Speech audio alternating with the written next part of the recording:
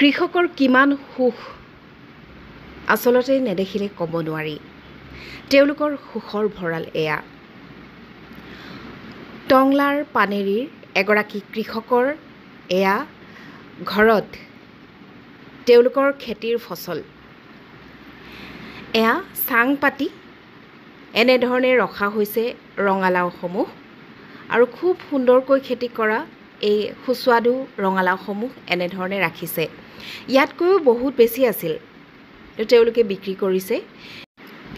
আৰু ৰঙালাওখিনিৰ লগতে এয়া ধানৰ বস্তা, এয়া ৰঞ্জিত ধানৰ বস্তা এনেধৰণে তেওঁলোকে ৰাখিছে। কিমান ভাল লগা পৰিৱেশ।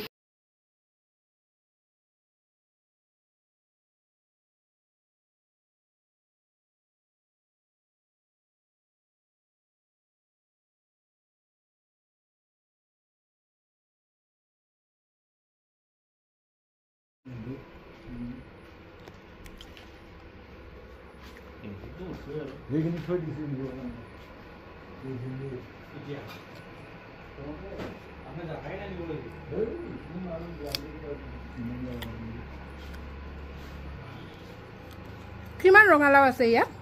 ইয়াতে এতিয়া বেছি নাই জানি এনে 2500 মান আছিল। 40,000 দিলো। 2500 40,000। এই ইয়াৰ পৰা বেটাৰী নিয়ে আছে আজি নিছে। আমাৰ বেটাৰীতে লৈছে। আশা দি দিলো আৰু। এইবিলাক ধান আলু লগাবি নেকি? কিমান কুইণ্টেল আছে ধান? ধান ইয়াতে বেছি নাই জানি। বিক্ৰীৰ কাৰণে ন? নহয় এইবিলাক খোৱাৰ কাৰণে। হেৰি ৰঞ্জিত ধান। আমলো ইয়াৰে গাছৰ নেকি?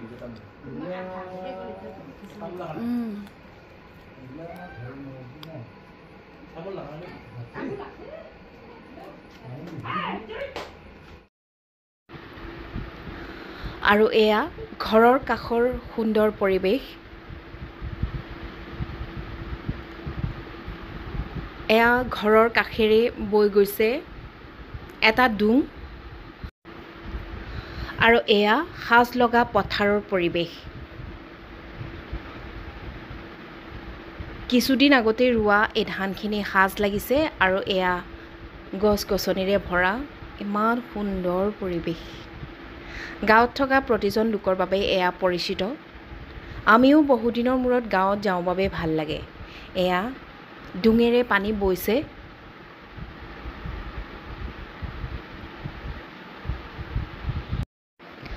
যান্ত্ৰিকতাৰ পৰা আঁতৰি কিছু সময় এনে পৰিৱেশত থাকিবলৈ পালে আচলতে মন ভৰি পৰে, খুব ভাল লাগে। ইমান সুন্দৰ পৰিৱেশ, চৌদিশত মাথো কেৱল সেউজীয়া।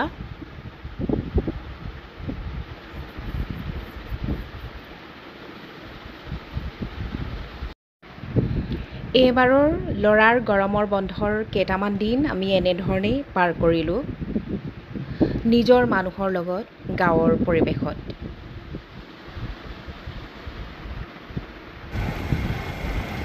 আৰু এয়া সুন্দৰ এটা আবেলি, হেঙুলীয়া সূৰুজৰ কিৰণ।